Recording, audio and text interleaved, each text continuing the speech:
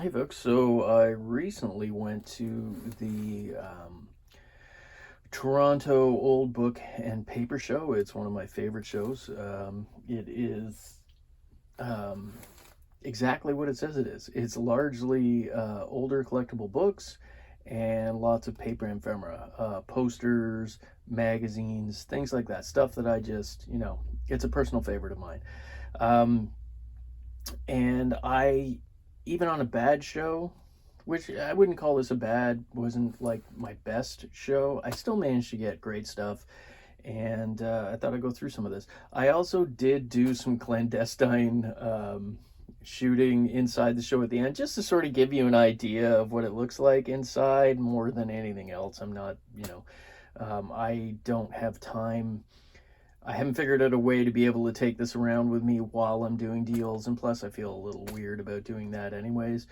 So what I usually do is go at the end of the show, just go around and sort of do a sweep, and I've tagged that on the end here.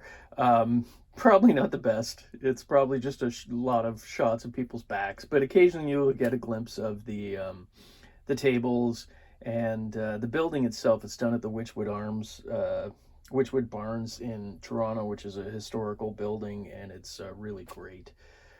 Great show. The dealers there are always top notch, and the people who run it really know what they're doing. So I recommend it to anybody in the area, Southern Ontario, to look it up online.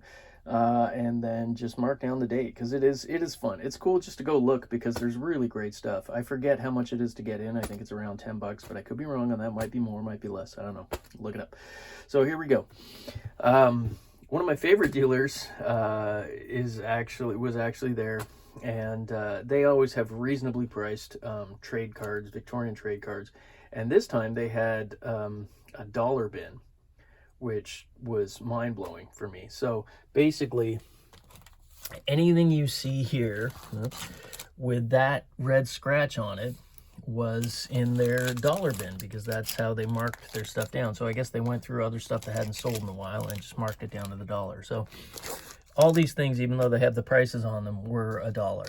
I bought this mainly because, and those who know me, it's my last name, with an E, which is rare, was on there. This is really cool. It's a little local publishing. It's ex library, or ex libris, I guess they call it, but it's got some really great old maps in it. And it is, as I said, a local thing about the Battle of Lundy's Lane. Couple of hotel little labels on there.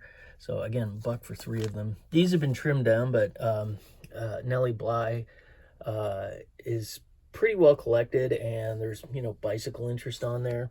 The one thing I tell everybody, when you're thinking about trade cards and Victorian trade cards especially, don't necessarily think, there's 3 ways to do it. There's the company itself, and usually with the Victorian stuff, a lot of it, the companies you will not have heard of, because they usually are not around. Some of them are still, obviously.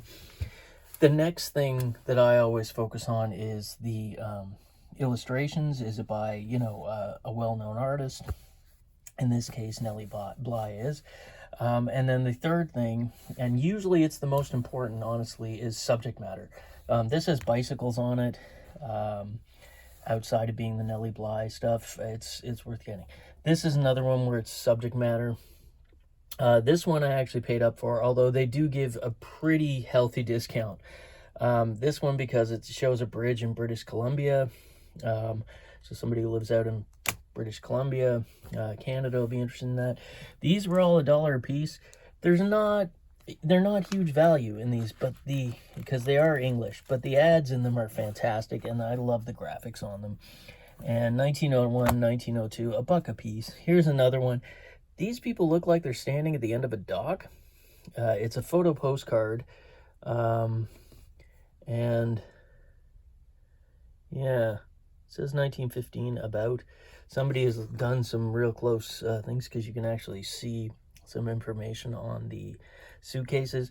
Real photo postcards at $1 a piece. Just buy them. Even with these, most of the stereo stuff, stereo views, aren't worth a lot of money, but this is one from the Pennsylvania Railroad. Here's another one I got, and the only reason I bought it is because it's got a pug dog in it. So pug dog collectors love looking at old things like that. Again, $1 a piece. That's on the Battleship Connecticut. So that's another one that's worthwhile. This one shows a cat and what may be a sleeping child, but for those of you who sort of know, Victorians used to do what were known as death portraits, and basically, especially with children, they would set them up like dolls and have them sitting there with their eyes open, even though they were dead. This one might just be a sleeping child, but you never really know. But I bought it more for the cat and then realized afterwards the child looked a little thing. Don't know why I bought this one. Not gonna lie. Probably just got thrown in with the other thing. These are cool because there's 3 1960s Welsh identity cards. I don't know if there's any kind of real value in them whatsoever, but 3 of them for $1. I mean, what are you gonna do? That's kind of cool. Some more of the almanacs. That one's 1930. This one's 1893, and I think this one's early. Yeah, 1889. So yeah, worth picking up. These are Singer sewing machine. He had $12 on these. And again, the red stripe, so it's $1. Any trade card at $1, you know, I mean, even on eBay, worst case scenario, you're gonna get like $7 to $10 for it. Lion fire extinguishers. It's 1950s. People collect firefighting stuff, and especially extinguisher stuff. So this one is a Lowney's chocolate advertising calendar, and if I recall on here, it's from 1910, which, I mean, again, $12 knocked down to $1. Here's a great photo postcard, and I'm pretty sure that is a World War I war horse, and probably I'll have to get a magnifying glass on there. That'll be a probably Canadian officer by the looks of it, but I'll have to get a look on there. Somewhere in the barracks, you figure out where that is, and you know, you've got a very valuable card on your hands. Again, subject matter being everything. Here is one of the King and Queen's tour in 1939. It is, I'm not sure where it says, but again, photo postcard. This is another photo postcard. Again, subject matter. I'm going to get magnifying glass out on that. If it turns out to be a railroad person, or, you know, could be anything. Some sort of, any time you see something with a uniform and it's that cheap, pick it up. Personal favorite here, the Expo 67 passport. Wish they hadn't put the wax pen. I'll be able to get it off, but it's going to be a pain in the butt on that one. The cool thing about this, I come across these from time to time, but this one has, by the looks of it, it does say full on it, every single one of the stamps from each of the different venues worldwide. It's a great little piece. I love anything Expo 67. So silver gloss starch for $1. One of my favorite cars of all time, designed by Pininfarina, and it is the Carmen Ghia Volkswagen one. It's just a little postcard. It's not old. This one was more just because it caught my eye and it was $1. Another Singer sewing one for $1. This is, I believe, Arbuckle's Coffee. Native American imagery on there, worth getting. A wine and liquor price list for circa 1940s from the in Buffalo, New York. This might be, it says something about Prohibition on there, but I think it's right after Prohibition, so you never know. This one, again, because it has dogs and pigs on it, people who collect dogs and pigs just buy up anything. This is kind of interesting. It's a sample unit for cravats and men's ties, any sort of sample stuff. I'll pick up. And then this was the last one, I think, from the dollar lot. The Ontario, it's basically, let's flip it over here. Tourist booklet, basically telling you where to go in Ontario, but I just love the graphics on that with the cars. It's probably 1920s, sort of that deco, post-deco look to it. Look at the inside there, the golfer and all that stuff. It's great. Again, ex libris, but still worth picking up to me for $1 anyways. Some I'll keep, most I'll probably throw up on eBay. And you stick stuff up on eBay, eventually it's gonna sell. I know people don't. Some people are like, oh, you know, you have to wait forever. I don't care. It's not costing me anything. So this one has the Ogden cigarette cards. Now, I collect tobacco cards. My parents collected tobacco cards before me. I know that Ogden cigarette cards, even the tabs versions of these photographic ones, don't carry a lot of value. That being said, inside here, some do. And for $30 for over 100 cards, it was worth it. That had been knocked down because you'll see in here somewhere there is another shot of... there's another price tag in here for, it was over $100, I think. Now, this again is a subject matter situation. Dogs. Dog collectors are going to pay $10 for any dog card. These ones are, you know, over 100 years old. They're nice photographic cards. I'll see if I can show you some of the backs. But there must be 40 dogs in here. So, you know, you do the math. Eventually saying. They also have race horses.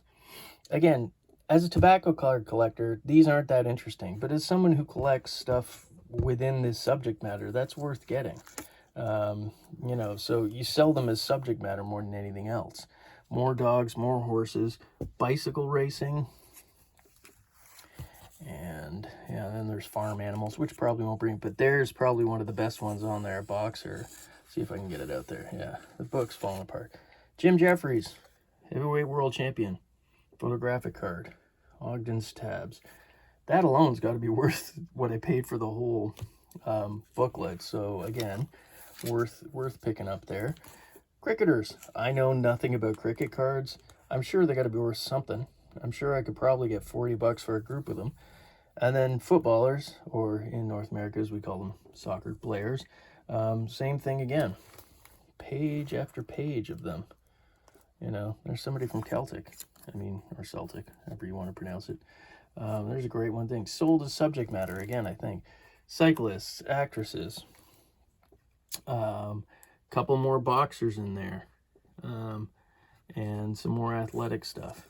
Again, not huge money, you know.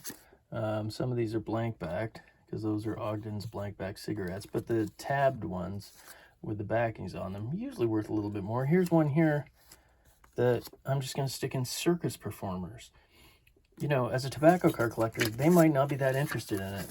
You know, but from somebody who collects circus stuff, that's pretty interesting to them.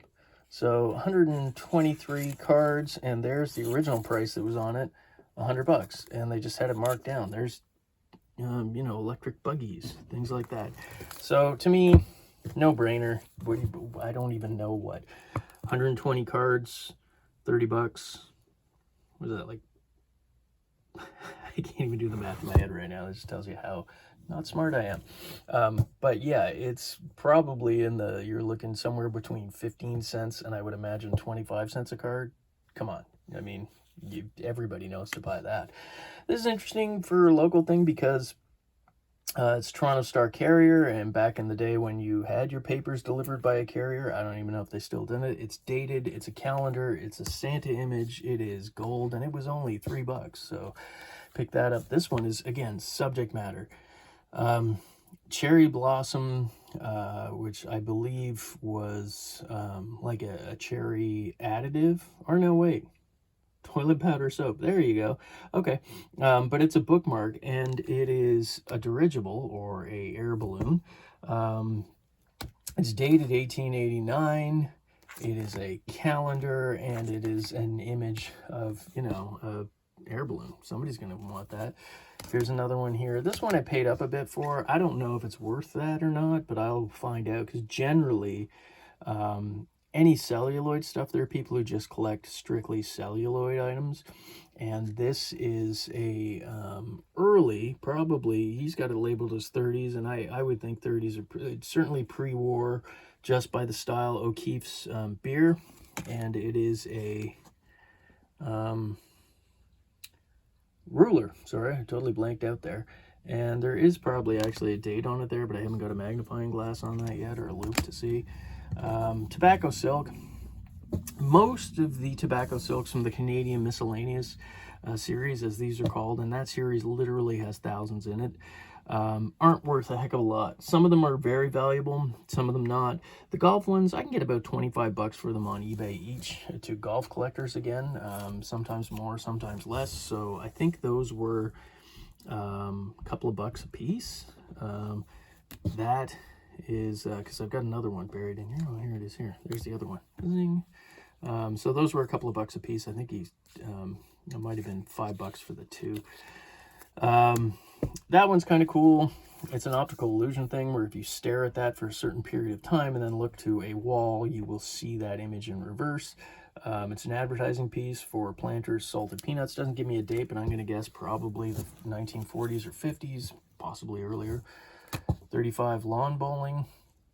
Most of these, when you see the price on them, that usually the dealers will give you a deal if you buy more. And so I almost always try to buy a stack of stuff. That's kind of a thing. I don't ask for it, but almost always the dealers will say, because I'll usually hand them a stack of things and say, what's the total there? And they will usually say, okay, here's, say it's 125 bucks, and then they'll just say you can have for 100. And that's usually the way it works, especially ones that I buy off on a regular basis. They always seem to appreciate that and give me a little bit of wiggle room. And I'm not pushy about it. I don't usually come back and say, no, how about this, how about that? Because eventually, you know, as a person who sells stuff too, that gets annoying. You're going to get cut off. They're just going to be like, no, and that'll be it. So this one's cool. Again, lawn bowling. It is not, it's a Canadian one from London, Ontario. There are people who still lawn bowl and love collecting the history of their sport. So that is it. These are one that I've never come across before. They are Lux toilet soap. I don't know if these are North American or perhaps could be British. They are, I believe, are blank backed. They might have been blotters, but they don't really seem to be blotter paper. And that's ink blotter, not the psychedelic kind. And they're just actresses from the day, and they're in really, really nice shape. And it was $40 for, I think there's 9 different ones. That just seems to be sort of international, rather than like different international costumes or styles of dress, rather than actresses. But the rest are all actresses, and you go from the illustrated version into more of a black and white sepia toned photo on there. But yeah, again, I'll have to do some research and find out if they are North American or not, or British.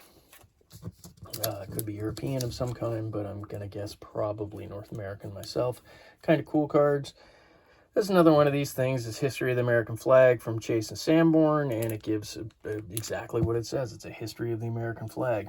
And then this was, again, will get sold to somebody who is a circus collector. It's the Clark's spool thread. They gave out several of these, probably around like the late 1890s, early 1900s, maybe into the 1910s. Not 100% sure on that. I don't think they have a date on there. Oh geez, I'm way off. Copyright 1932. See, I get it wrong sometimes too. But even still, basically you pop these out and you got these spools of thread, and you can make yourself a little circus toy that you could pull along for kids. So that's kind of cool. And again, $8. Remember, folks, especially non-Canadian folks watching this, and it's mostly Americans who are, thank you all.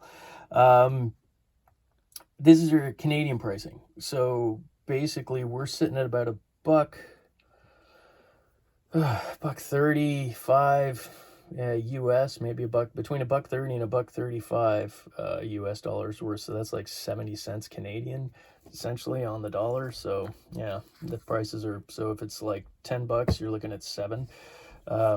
So that was 8. It's probably closer to 5 American if you want to do that. This is kind of cool. Columbus Buggy Works. It is shows a shot of the buggy. So probably, again, 18. Somebody's written to Clara from Ellen, 1898. I love that stuff. Again, $5. It's a die cut. It's got a picture of the buggy on there. Columbus Buggy Co. is actually a fairly well-known buggy works, so that's a good piece. Van Houten's Coco. They were a European company that did a lot of sales into North America, and these were given out as a series of cards. They had animals, they had birds, they have series of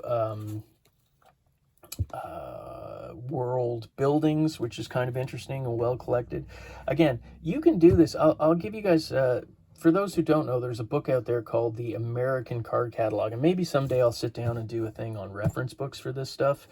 But if you come across a copy, or maybe hunt down a copy for the American Card Catalog, it opens you up into a world of what's out there. And also, they've been indexed in that booklet by a guy called Jefferson Burdick. It's kind of an essential piece. If you're going to do any sort of card collecting, whether it be trade cards, or like chocolate cards, or anything that was given away, even tobacco cards, when you see the designation like C51 or T55s or anything like that, he's the guy who came up with that. His collection is actually in the Met in New York City. So it's worth tracking down a copy of that. I'll maybe do a thing on reference books. Who knows? Sometimes I do, sometimes I don't follow up on this. So this is a little, I paid up a bit for these. I think I paid $20. And it is a fairly scarce Canadian set, put out in the probably right around the 19-teens, maybe a bit earlier, by Benson and Hedges Canada. It's all different fire equipment. Being an ex-firefighter, that's of interest to me. Plus, it's Canadian tobacco, which is what I collect. And these are, again, that other one is a photo card. I should have pulled it out. Bit of a mystery. Parker's put out a series, but it actually says Parker's on the back. And then there are these other ones which don't have anything on the back. In terms of company, it just says, for a large version of this portrait, send away to the address on the box. So we don't have the box, so we don't know who it was. But I think these are the ones that you exposed to sunlight, and then you ended up getting the picture that came out of it.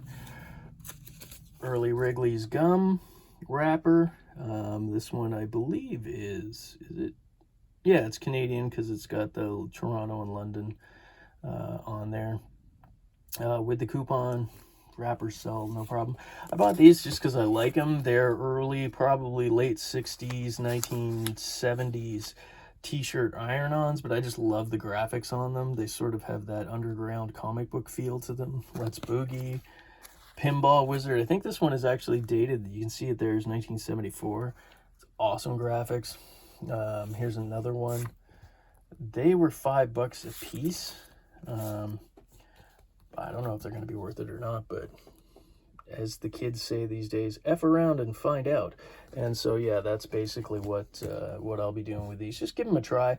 At $5 a piece, I'm going to make $5 a piece on them, like no brainer. But I think they can go for more. I'll probably just tag them up on an auction and see what happens.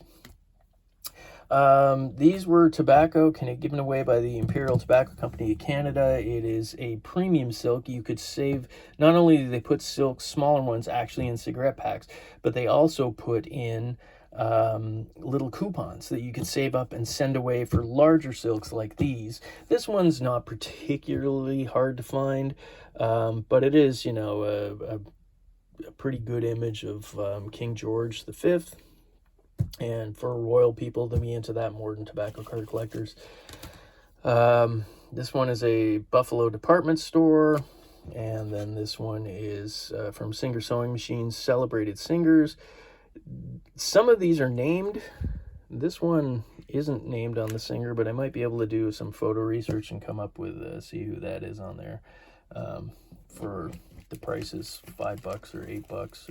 No, 6. Should probably read these things. So there's a stack of these were Imperial Tobacco silks. The Flowers series, not particularly rare, but these are minty. I mean, you can see right to the edge Those look like they've just literally been pulled out of the pack. There's no fraying. They're in immaculate condition. Some of these were painted by an artist called Paul de Longpre. Not all of them, but some of them. And for a period there, the ones that were identified were selling really, really well. But they're just a beautiful piece. Quilters buy these things to use them. This one will probably end up going to tobacco card or cigarette silk collectors because they are in such nice shape. I don't know if there's a full set there. I think there were 55 in the set. But it says $1.50 a piece. I think in the end we settled somewhere below $1 each because I bought them all off them. But they are just, I mean, they're stunningly beautiful pieces there. So yeah, obviously I don't think there's a full set there because I just seen some doubles. But even still, not huge money, but I think between $5 and $10 a piece on eBay. So, you know, worth picking up just to have good stuff in your store. And then these last two, probably overpaid on them, but again, this is for my personal collection. I collect everything that is Canadian stuff. These are 1960s. They did a series on the back of corner plate boxes of indigenous, largely West Coast totem faces. They weren't designed obviously by an indigenous person in any way, shape, or form, but they're probably what a white person in the 60s thought, you know, totem poles images were supposed to look like.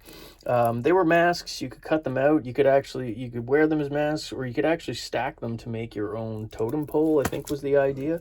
And they're pretty cool. I still like them anyways. You know, they're clearly not anything authentic, but they've got a good look to them, and I really dig them. I actually have a couple of the full boxes with those on the back, but I don't remember seeing that one before in my collection, so that's why I bought it. It was they were $15, so why not? And then lastly, again, this is for my personal use. Omni is one of the greatest science fiction mags out there. They should be worth a lot more money than what they're coming at. Like, here's Geiger art, you know, on the 2nd edition, and this is the very first edition. I buy all first editions of every magazine because people who collect them are going to pay a premium for the first one, obviously, and that was it. I think in the end, I got this off the dealer who was doing the dollar bin. I think in the end he gave them to me for like $10 for the two, so pretty happy with that. And that is it. Man, that was a lot of stuff to go through. Yeah, pretty successful show, and I'm happy with this. I'll make some money off it. Some things will go into my collection, and to me, that's a successful show. So yeah, I hope y'all are able to, you know, check out some stuff yourself on the weekends. Maybe there's some local shows. If you guys have anything similar or know of any other shows that you love and would like to sort of promote, just stick them in the comments there. I'd love to see them, because if they're near me, I'm willing to drive to go see them. So yeah, all right, hope y'all have a good day. Bye.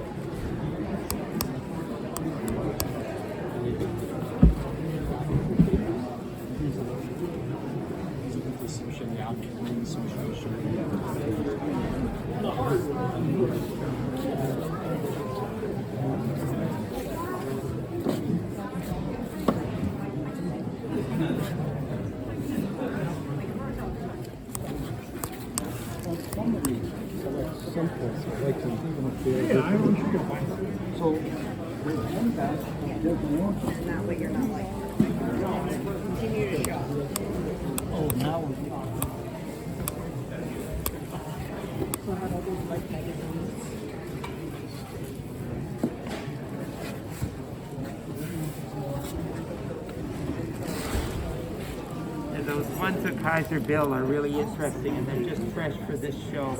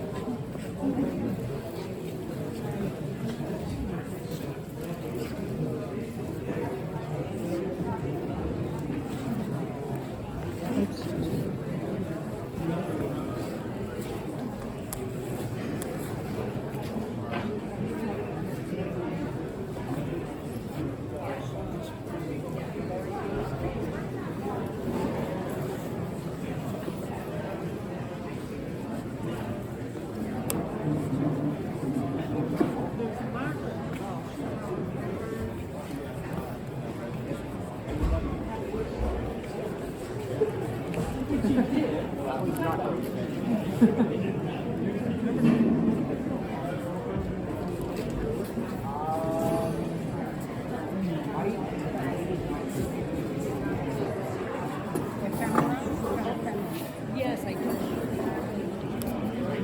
That deep.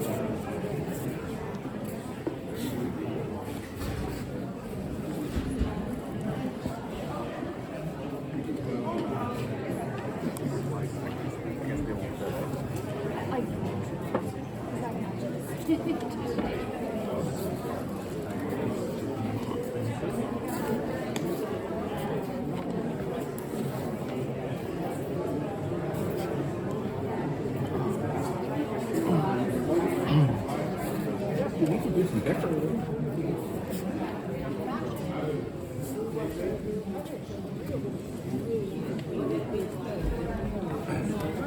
Can you do me a favor? I don't have my phone on me. Can you take one picture and text